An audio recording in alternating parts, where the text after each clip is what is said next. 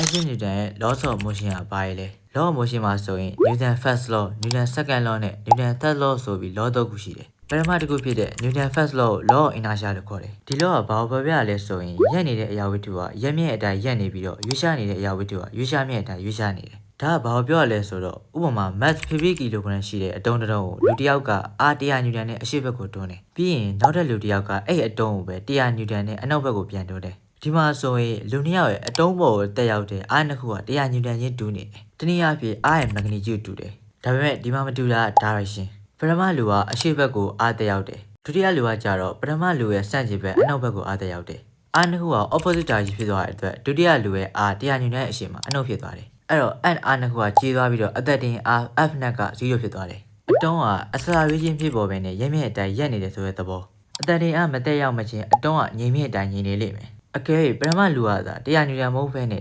150 Newton နဲ့သာအားတက်ရောက်လိုက်မှဆိုရင်အသက်တင်အား50 Newton ဖြစ်သွားပြီးတော့အတုံးကအရှိဘက်ကိုရွေ့သွားလိမ့်မယ်ဒီလိုမျိုးပဲ constant velocity နဲ့ရွေ့ရှားနေတဲ့လှဲပေါ်မှာဆိုရင်အတုံးကလည်း constant velocity နဲ့ပဲရွေ့မြင့်အတိုင်းရွေ့နေတယ်တနည်းအားဖြင့်အသက်တင်အား net force က0ဖြစ်နေတယ် constant velocity ဖြစ်တဲ့အတွက် acceleration က0ဖြစ်ပြီးတော့အသက်တင်အားမဖြစ်ပေါ်တာအတုံးကရွေ့မြင့်အတိုင်းပဲရွေ့နေလိမ့်မယ်အကယ်၍အဲ့လှဲကရွေ့နေရတဲ့ရုတ်တရက်ရက်သွားမယ်ဆိုရင်အတုံးကအားပါပြီးတော့အရှိဘက်ကိုကျသွားလိမ့်မယ်အဲ့ဒါဘာကြောင့်လဲဆိုတော့အတုံးကရွေ့နေရတဲ့ရက်သွားတဲ့အတွက် velocity ပြောင်းလဲသွားတယ်တနည်းအားဖြင့် acceleration ဖြစ်ပေါ်တယ်acceleration ရှိသွားတဲ့အတွက်အသက်တင်အားလည်းရှိသွားတယ်အဲ့ဒါကြောင့်အတုံးကအားပါပြီးအရှိဘက်ကိုကျသွားတာဖြစ်တယ်Newton second law ကို law of acceleration လို့ခေါ်တယ်ဒီ law ကဘာပေါ်ပြလဲဆိုရင် mass ရှိတဲ့အရာတိုင်းကိုအားတက်ရောက်ရင် acceleration ဖြစ်ပေါ်တယ် F = ma ဆိုတဲ့ပုံသဏ္ဍာန်ပေါ်ပြတယ် F က apply force m ကအရာဝတ္ထုရဲ့ drag တို့ mass ဖြစ်ပြီးတော့ a ကတော့ acceleration ဖြစ်တယ်ဒီပုံသဏ္ဍာန်မှာ mass ကိုညီမျှချင်းရဲ့တခြားဘက်ကိုပို့လိုက်မယ်ဆိုရင် acceleration နဲ့ဖို့ကတိုက်ရိုက်အချိုးကျပြီးတော့ mass နဲ့ကျတော့ပြောင်းပြန်ချိုးကျတယ် acceleration ကဖို့နဲ့တိုက်ရိုက်ချိုးကျတဲ့အတွက်အားမြင့်မြတ်တက်ရောက်တဲ့ acceleration မြင့်မြတ်ဖြစ်ပေါ်တယ်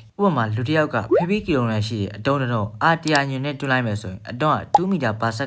acceleration နဲ့အရှိဘက်ကိုရွေ့သွားလိမ့်မယ်နောက်တစ်ခါလူကအဲ့အတုံးကိုပဲ200 Newton အားနဲ့ပို့ပြီးတော့တွန်းလိုက်မယ်ဆိုရင်အတုံးရဲ့ acceleration က4 m/s² အထိများပါတယ်သဘောကအားမြင့်မြတ်တက်ရောက်ရင်အတုံးကလွယ်လွယ်ကူကူရွေ့တယ်လို့ဆိုလိုတယ်တခါ acceleration က mass နဲ့ပြောင်းပြန်ချိုးချတဲ့အတွက်အရာဝတ္ထုရဲ့ mass များလေလေ acceleration ကနည်းလေလေဖြစ်တယ်တနည်းအားဖြင့် acceleration ဖြစ်ပေါ်ဖို့အားမြင့်မြတ်လိုအပ်တယ်ဥပမာ mass 100 kg ရှိတဲ့အတုံးတစ်တုံးအား50 Newton နဲ့တွန်းလိုက်မယ်ဆိုရင်အတုံးက 0.5 m/s ဆိုတဲ့ acceleration နဲ့လွယ်လွယ်ကူရွေ့သွားလိမ့်မယ်ခုတစ်ခါ100 kg မဟုတ်ဘဲနဲ့200 kg ရှိတဲ့အတုံးခုနအား50 Newton နဲ့ပဲတွန်းလိုက်မယ်ဆိုရင်အတုံးရဲ့ acceleration က 0.25 m/s² ထိကျသွားလိမ့်မယ်အတုံးကိုရွှေ့ရတာပိုပြီးတော့ခက်သွားတဲ့သဘောအဲ့တော့ drag တို့များတဲ့အရာဝတ္ထုတွေကိုရွှေ့ဖို့တနည်းအားဖြင့် acceleration ဖြစ်ပေါ်ဖို့ဆိုရင်အားမြင့်မြတ်တက်ရောက်ဖို့လိုတယ် Newton third law ကို law of action and reaction လို့ခေါ်တယ်တက်ရောက်လိုက်တဲ့အား action force မှာအတန်မြန်တက်ရောက်နေတဲ့အား reaction force ရှိရလို့ဆိုလိုတယ်အဲ့အားနှစ်ခုက magnitude တွေတူတယ်ဒါပေမဲ့ direction ကတော့ဆန့်ကျင်ဘက်ဖြစ်နေတယ်ဥပမာလူတစ်ယောက်ကနိုင်ရန်တစ်ခုကိုအား100 Newton နဲ့တွန်းတယ်အဲ့ဒီတက်ရောက်လိုက်တဲ့အားကို action force လို့ခေါ်တယ်တခါနိုင်ရ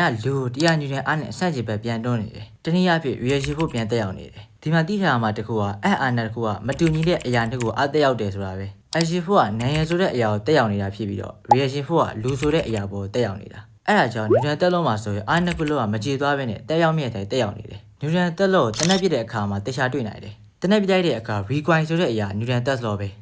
trigger ကိုဖိလိုက်တဲ့အခါတနက်ထက်ရကြည်စံ action force နဲ့ acceleration ဖြစ်ပေါ်ပြီးထွက်သွားတယ်အဲ့ဒီကြည်စံကပဲတစ်ခါတနက်ကို reaction force ပြန်တက်ရောက်လိုက်တယ်တနည်းအားဖြင့်တနက်ကအနောက်ဘက်ကိုအားပါသွားတာအဲ့ဒီ reaction force ကြောင့် recoil ဆိုတဲ့အရာဖြစ်ပေါ်လာတာဖြစ်တယ်ဒီ Newton တက်လို့နဲ့နားလည်မှုလွဲနိုင်တာ balance force ခုနတက်လို့မတူညီတဲ့အရာတစ်ခုကိုအားတက်ရောက်တယ်လို့ဆိုတယ်ဒါပေမဲ့ balance force တွေကကျတော့တူညီနေတဲ့အရာတစ်ခုတည်းကိုပဲအားတက်ရောက်နေတာဥပမာအတုံးတစ်တုံးကိုလူ2ယောက်ကအား100 Newton စီနဲ့ဆန့်ကျင်ဘက်တွန်းတာမျိုးဒီမှာဆိုရင်အားနှစ်ခုက100 Newton ချင်းလဲတူတယ်ဒါရှင်ကလည်းဆန့်ကျင်နေတယ်တက်သွားနဲ့မတူတာအားနှစ်ခုကအတုံးဆိုတဲ့အရာတစ်ခုတည်းကိုပဲတက်ရောက်နေတာဒီလိုအားမျိုးတွေကို balance force လို့ခေါ်တယ်